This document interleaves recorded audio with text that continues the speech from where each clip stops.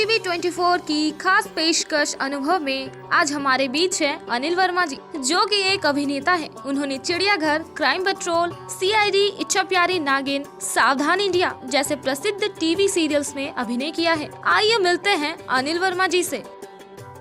नमस्कार, मैं निशा ITV 24 की खास पेशकश अनुभव में आप सभी का स्वागत करती हूँ। आज हमारे साथ अनिल वर्मा जी हैं, जो किसी परिचय के मोहताज नहीं है। इन्होंने अपने क्षेत्र में एक अलग ही मुकाम हासिल किया है। इन्होंने CID, सावधान इंडिया, चिड़ियाघर, एक था राजा एक थी रानी जैसे सीरियलों में काम किया है। आज हम बात करेंगे इनके जीवन के बारे में, इनके संघर्ष के बारे में और इनके संघर्ष भरे दौर में इनका क्या अनुभव रहा है, ये हमारे साथ साझा करेंगे। मैं आपका बहुत बहुत स्वागत करती हूँ अपने कार्यक्रम अनुभव में। Thank you ma'am. सर, इस लाइन में आपने शुरुआत कहाँ से की थी?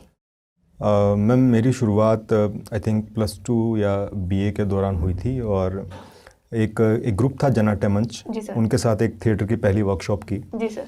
और उनके साथ काफ़ी सारी स्टार्टिंग में काफ़ी सारी वर्कशॉप्स रही जी। और उसके अलावा कॉलेज में जब यूथ फेस्टिवल्स होते हैं, रत्नावली वगैरह होता था तो 3 साल हम मतलब पार्टिसिपेट रहा।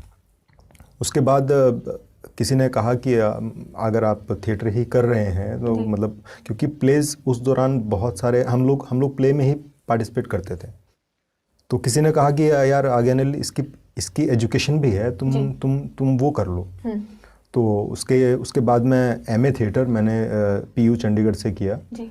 और उसके बाद मैं फिर पास आउट, मतलब जब पास आउट हुआ मैं, उसके बाद सीधा मैं मुंबई गया जी सर। वहाँ से एक आई थिंक प्रोफेशनली वो चीज़ें शुरू हुई जी सर। जी। तो सर, मुंबई के माहौल में आपने अपने आप को कैसे एडजस्ट किया और उसके लिए कितना टाइम लगा आपको?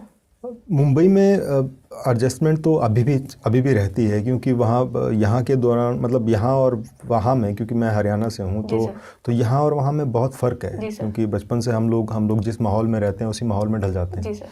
तो यहाँ एक अलग मौसम है, वहाँ एक अलग मौसम है और भीड़, एक बहुत ज़्यादा भीड़ है वहाँ और मतलब बहुत सारी चीज़ें हैं जो मुश्किलें जिनकी अभी भी रहती हैं मुझे तो जी।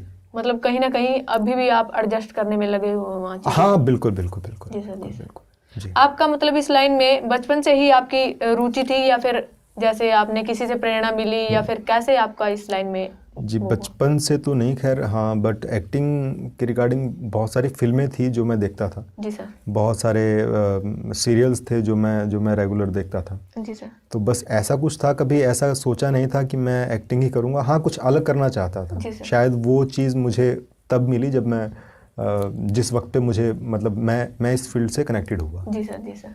तो ये चीज़ें रही। तो पहला ब्रेक जब आपको मिला, वो कैसे मिला और कहाँ, क्या मतलब शुरुआत क्या थी उसकी? मुंबई में जी सर। मुंबई में पहला ब्रेक मुझे आई थिंक सावधान इंडिया मिला था जी सर। वो 4 दिन का एक नेगेटिव कैरेक्टर था जी। और वो था आई थिंक 2012 में। तो मुझे पहली बार जब टेलीविज़न पे आने का मौका मिला और मैं बड़ा खुश था कि भाई टेलीविज़न पे आएगा, भाई फ़ोन कर रहे हैं अगर, भाई तेरा भाई टेलीविज़न है भाई, है ना जी सर। तो वो चीज़ें जी। तो बहुत से युवा सर इस अभिनय के क्षेत्र में जाना चाहते हैं, तो उसके लिए उनको कितना स्ट्रगल करना पड़ सकता है? जी देखिए, अभिनय के क्षेत्र स्ट्रगल तो हर एक फील्ड में है, बट ये है कि ये फील्ड थोड़ी अलग है। मतलब एक आम इंसान की जो सोच या समझ होती है उससे अलग एक आर्ट फील्ड है। हाँ जी। और बहुत सारे कम लोग ये जानते हैं कि ये भी एक प्रोफेशन है, ये भी एक अच्छा प्रोफेशन है, मतलब कि चाहे वो पेरेंट्स की क्यों ना हो। तो सबसे पहले तो कुछ ना कुछ करते रहना बड़ा ज़रूरी है, चाहे वो स्टेज करे या फिर मीडिया करे, क्योंकि इस फील्ड में अब जब जो एक्टिंग फील्ड है उसमें एक कंटिन्यूटी, कोई एक जॉब नहीं है है ना। ये प्रोजेक्टली काम होते हैं कि एक अगर आपको प्रोजेक्ट मिला, वो आपने किया, फिर आप अगला काम करेंगे और अपनी मर्जी से करेंगे, है ना। कोई किसी ऐसे काम के आपको पैसे भी मिल रहे हैं जो आप मज़े से करते हो, तो इससे अच्छा तो कोई प्रोफेशन नहीं हो सकता मेरे जिसमें आपका इंटरेस्ट है, वो काम मिले तो फिर हाँ, तो वो अच्छे से कर पाएगा, मजे लेके कर पाएगा और मतलब उसको जी पाएगा जी सर। जी।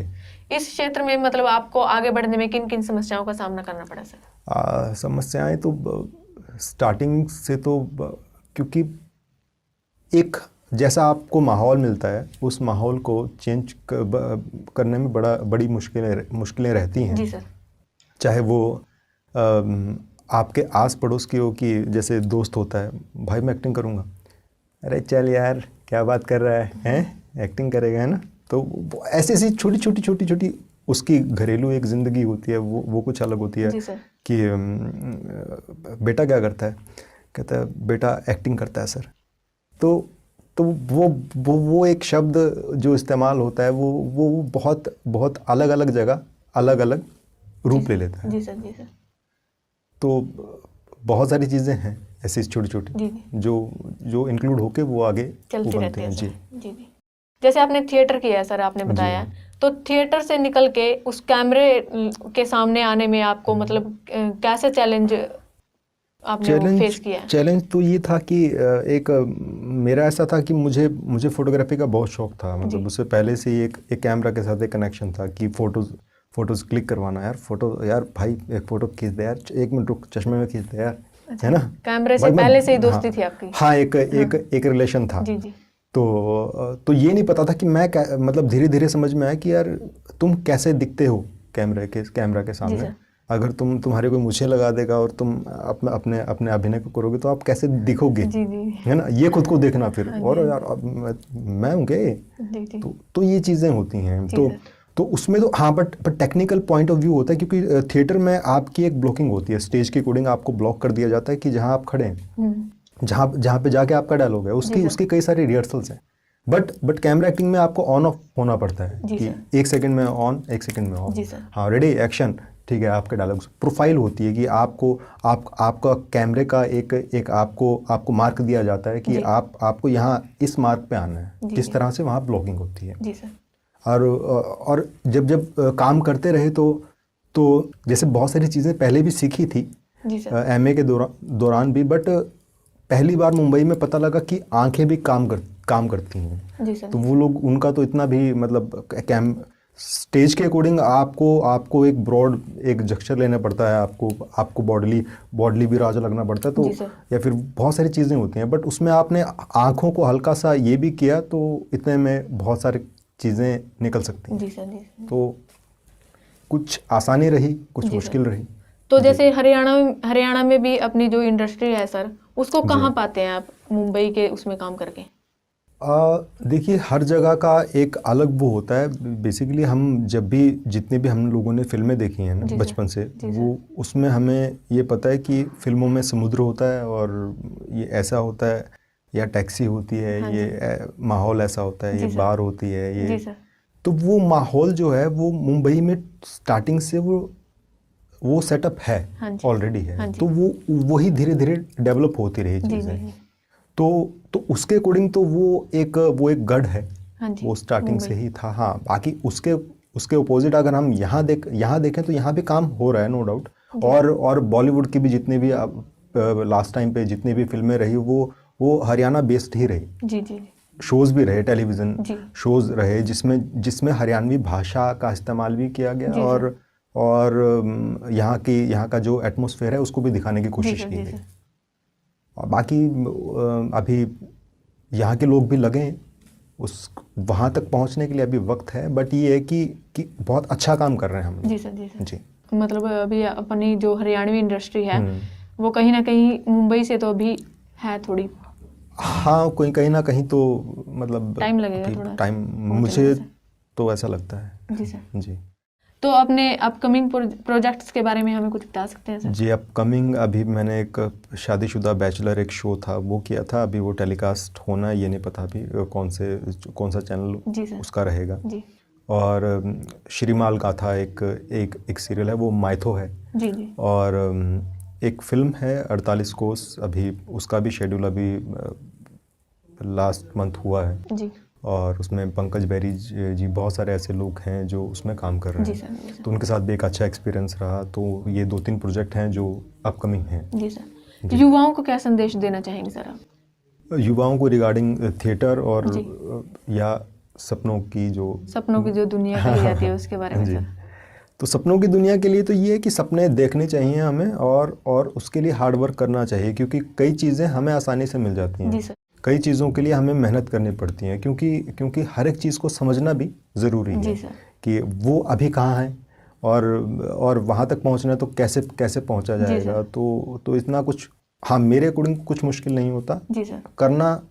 करने की शुरुआत करना बड़ा ज़रूरी है कि कुछ भी अगर शुरू करें तो कर दें शुरू। जी सर। मतलब ये ना कहें कि मैं परसों शुरू करूंगा या फिर मैं उससे अगले दिन करूंगा। मतलब जो मन में सोच रहे हैं उसको करने की सोचे, ये हाँ, नहीं है भाई क्योंकि प्रैक्टिकली ही होता है जी सब, सर, वरना वो, क्योंकि आपका थॉट तो 1 सेकंड में आता है और 1 सेकंड में गायब है।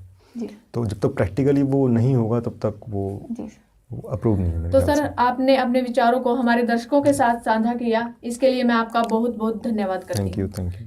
ये थे हमारे साथ अनिल वर्मा जी, जिन्होंने अपने विचारों को हमारे साथ साझा किया।